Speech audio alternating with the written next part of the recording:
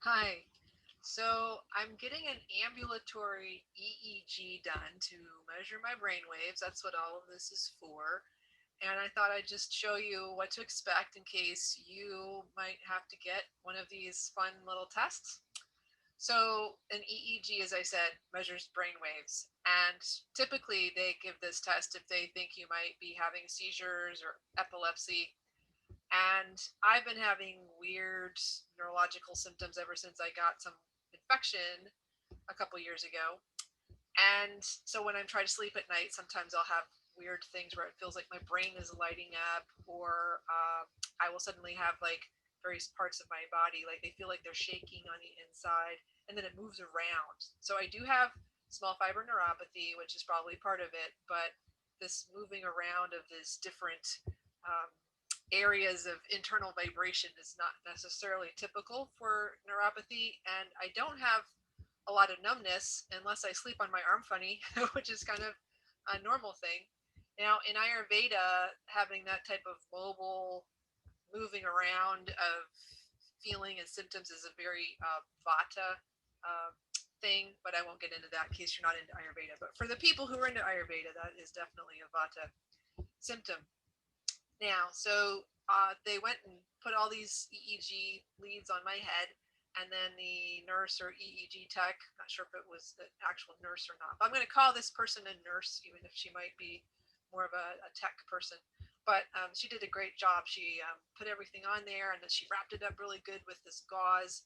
It's all glued to my head, and then she put this mesh thing over it, and then I have this little bit of gauze here that I have to put over my chin when I go to sleep at night so that this doesn't move around. Although she did such a good job, I slept on this last night and really it didn't move at all. But she said I could put this up when I'm not sleeping, so I won't completely look weird. Although it's already weird.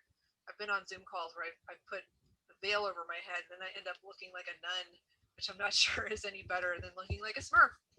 However, it's only for 2 days, and hopefully they'll find something. When they did my initial, actually, I've done two 45-minute EEGs, and the first one I couldn't fall asleep. I just and then I had to go to the bathroom, and then I just ended up, like it just didn't work at all.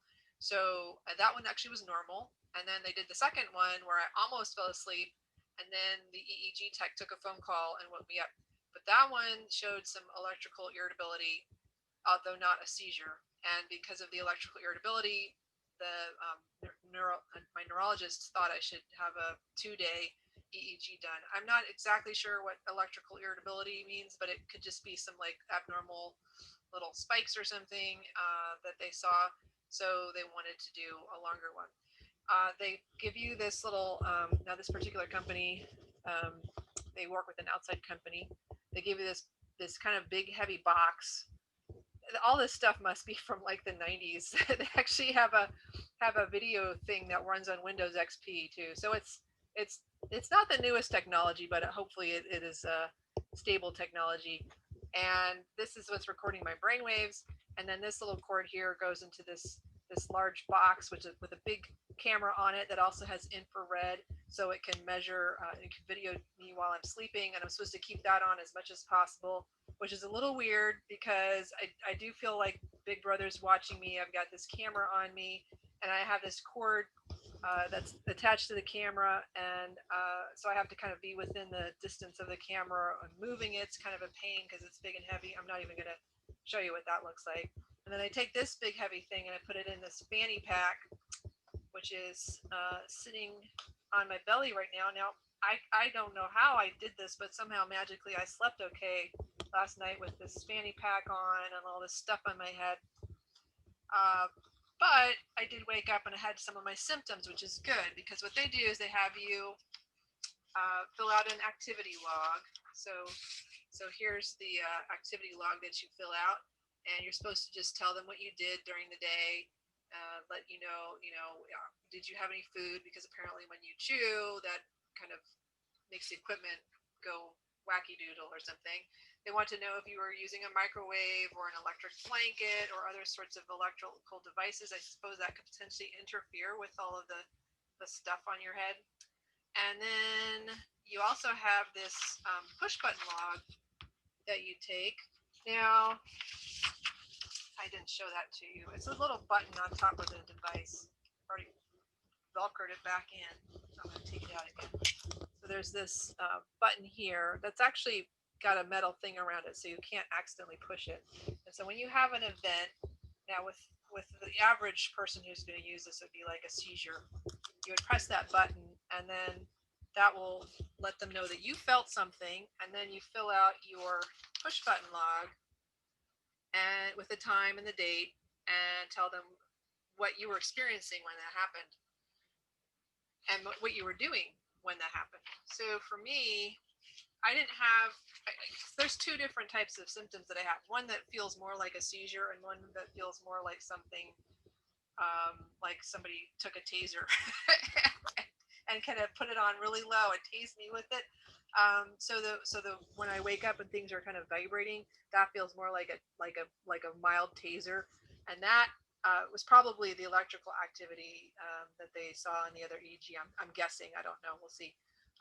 So that happened, I think, 4 times since I've had this on, where I woke up in the middle of the night, actually 2 times this morning, where it was going in different areas. And so I pressed the button, and then I tried to remember where I was feeling it. Like, was it here? Was it here? Because it moves around. And then when I woke up in the morning, it was still going. So even though it wasn't like a new event, I still pressed it just to kind of log what I was feeling. And then I was taking my nap this afternoon, and I was kind of pretty much asleep. And then all of a sudden, I woke up because all of a sudden everything in my body just started to kind of buzz at once. And it was actually relatively mild for that type of episode. Sometimes I've had it where it's kind of intense, but I pressed the buzzer and I wrote that down. And like I said, I don't think that was like a seizure, but it was definitely something weird. And I really want to find out why I'm having this stuff happen. And it could be something not related to my brain, but hopefully this would at least rule out that there's something going on with my brain. And my suspicion all along is that when I had the infection, somehow I got a little bit infected in my nervous system, but not to the point where it actually killed me. Because usually when you get an infection in your nervous system, like a severe one, like a bacterial one, it can be very serious. And so, well, it was serious when I first got sick, so who knows. But you can get infections in your nervous system. And so I suspect there's still some mild infection in my nervous system, but I am not a doctor. That's just my suspicion because I never had this. I definitely tend to be neurologically sensitive. Um, I had some. My family doesn't think they think I'm overreacting to it, but we were all like, it's a long story, but we actually were in the Delaware River when a lightning storm hit. We went to the side. We were tubing. We were on inner tubes. We went to the side to get away from the lightning, and then the lightning struck right next to us, and I felt the jolt go through my body. I felt tingly and numb all like in my legs, and I thought I had died. I started screaming in terror because I blacked out for a second. Once I realized I wasn't dead, I ran up the hill and found some other family that had sheltered under the house, and ran screaming into the arms of some big bosomed lady that I'd never met before because I thought I had just died. So I had that was like, it must have been like 14. So I think my nerves are just kind of a little sensitive or maybe messed up because of that. So I did have a seizure once when I was in high school where I took some medicine and I had, apparently it was called a focal seizure. It was like one half of my body was just like jerking like this. It was weird. So I have a tendency for it. So it's probably a good thing that I'm getting this done. How many years later? We'll see if there's something really weird and funky going on with my brain. But I just thought I would share that for those of you who are in my benign fasciculation syndrome group. That's for people who have twitching that is unexplained but not progressive or fatal. It's just nerve twitching. There is some correlation. Sometimes twitching can be a seizure. I'm not saying if you're twitching, you're having seizures, but if you have things that are happening in conjunction with other neurological symptoms, maybe you want to talk to your neurologist about getting an EEG done and to see what they say. So I hope this was helpful to somebody, and we'll find out what my results are. So thank you. Bye.